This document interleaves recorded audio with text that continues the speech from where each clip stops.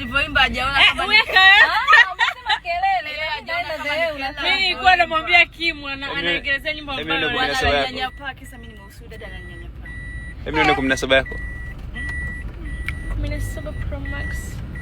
Huyu dada ananyanyapaa. Sawa mama na 17. Dereva hapa na 18. Hii shot ya 18. Sijafika bado.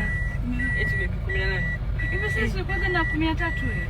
Yunga kile cha watu hapo. Nini? Hiyo 10 na ngapi? Asali ya shuke.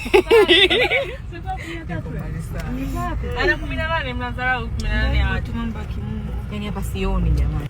Mdau wetu, kama hauja subscribe basi tumia huu muda kubonyeza neno subscribe ili mwanafamilia uwe mtu pekee ambaye utakuwa unapata notification kila atakapokuwa tunaweka video mpya hapa kwenye chaneli yetu ya Sandra Gang. Kwa ufuatiliaji na mashabiki wakubwa sana wa Sandra Gang ambao mnaifuatilia Love Me Again, hakikisha unaonesha support yako, hakikisha unaonesha upendo wako kwa kushow love. Bonyeza neno subscribe hapo chini ya video. Then tunazidi kushuhudia mambo mengi sana. By the way, tumeshuhudia namna gani ambavyo mama Johnny ana ufahamu ukweli wa kile kinachoendelea, kwamba kumbe mimba ambayo Suzy yuko nayo sio mimba ya Johnny, ila alifanya hivyo yote kwa yote ni kwa sababu ya kutaka kuwa na Johnny.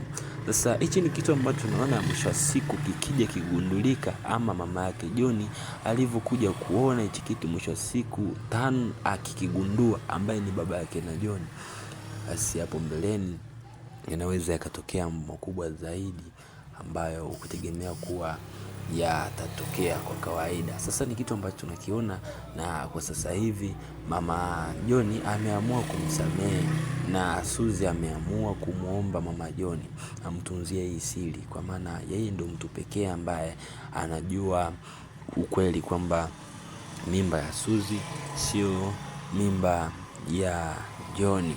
Sasa mama yake na Suzy ataitunza hii siri, mama yake na Johnny ataitunza hii siri, lakini kwa masharti tu. Anataka amtumie Suzy kwenye mambo yake, ila siku ukweli ukigundulika na mambo yake tayari kashamaliza, basi ana uwezo wowote wa kumtimua Suzy.